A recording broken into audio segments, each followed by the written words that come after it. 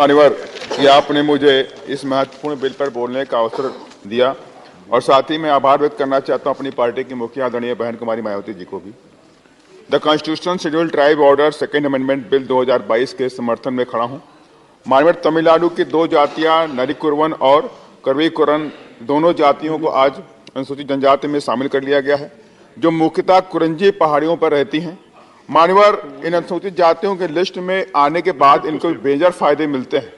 उन मेजर फायदों में मान्यवर स्कॉलरशिप होती है, ओवरसीज स्कॉलरशिप होती है, नेशनल फेलोशिप होती है, हॉस्टल फॉर स्टूडेंट्स के लिए होता है, रिजर्वेशन इन एडमिशन और नौकरी में होता है। तो मान्यवर ट्राइबल मिनिस्टर जी बैठे हुए मैं आपके माध्यम से कहना चाहता हूं कि 75,000 नौकरियां आदिवासियों की केंद्र सरकार में भी बाकी हैं, 1.5 लाख नौकरियां अनुसूचित जाति की बाकी हैं, 2.5 लाख के आसपास ओबीसी की नौकरियां केंद्र सरकार में भी बाकी हैं, वैकेंसी खाली पड़ी, इनको भी भराने का काम करें मान्यवर।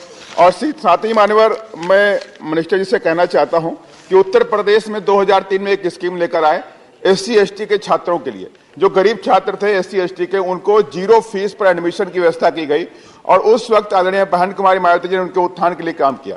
उसमें अभी तक लाखों छात्र उससे लाभान्वित हो रहे थे, पढ़ने के बाद डॉक्टर, इंजीनियर, IAS IPS बने, तमाम बड़े बड़े पदाधिकारी बने, अधिकारी बने, लेकिन उस योजना को मौजूदा सरकार ने वहां पे बंद कर दिया है। तो मैं माननीय मंत्री जी से कहूंगा कि उत्तर प्रदेश की सरकार को भी एक दिशा निर्देश जारी कराएं कि SC ST की 0 फीस पे एडमिशन हो रहे थे, उस एडमिशन की व्यवस्था को पुनः बहाल कराया जाए। और मान्यवर आंध्र प्रदेश 2014 में रीऑर्गेनाइजेशन हुआ, आंध्र प्रदेश को 2 भागों में बांट दिया गया, आंध्र प्रदेश और तेलंगाना। और उस वक्त सरकार ने कहा कि हम 2 सेंट्रल ट्राइबल यूनिवर्सिटी बनाएंगे और एक सेंट्रल ट्राइबल यूनिवर्सिटी उन्होंने विजयनगरम में आंध्र प्रदेश में स्थापित कर दिया, लेकिन तेलंगाना के अंदर स्थापित नहीं हो पाई। तेलंगाना के अंदर आज भी आदिवासी समाज बहुत ही दयनीय हालत में रहता है, ना उनके पास शिक्षा है, ना उनके पास रोजगार है।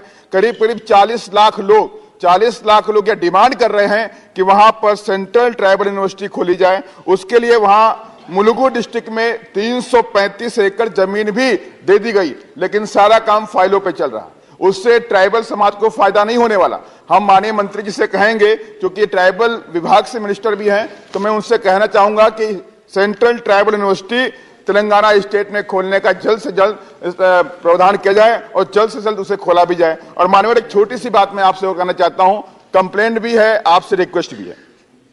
मान्यवर बाबा साहब डॉक्टर अम्बेडकर जब जीवन भर संघर्ष कर रहे थे, तो कांग्रेस ने जगह जगह उनके रास्ते पर रोड करे, जगह जगह उनके रास्ते में कांटे बिछाने का काम किया। और मान्यवर आज जब बाबा साहब हमारे बीच में नहीं है, तो बाबा साहब के मानने वाले लोगों ने बाबा साहब की मूर्ति में पूरा अपना आस्था और विश्वास दिखाया। तो मान्यवर बाबा साहब की मूर्ति संसद के प्रांगण में भी लगी हुई है, बाहर लगी हुई मान्यवर। और बाबा साहब की मूर्ति के आसपास वहां पे सारा कूड़ा करकट ठेले ठेले इकट्ठे किए जाते हैं, जो ये बर्दाश्त करने के बाहर। इसके लिए भी मैं आपके माध्यम से कहना चाहता हूं सरकार से कि जल्द से जल्द इस चीजों को देखा जाए और उसकी हटाने की व्यवस्था की जाए।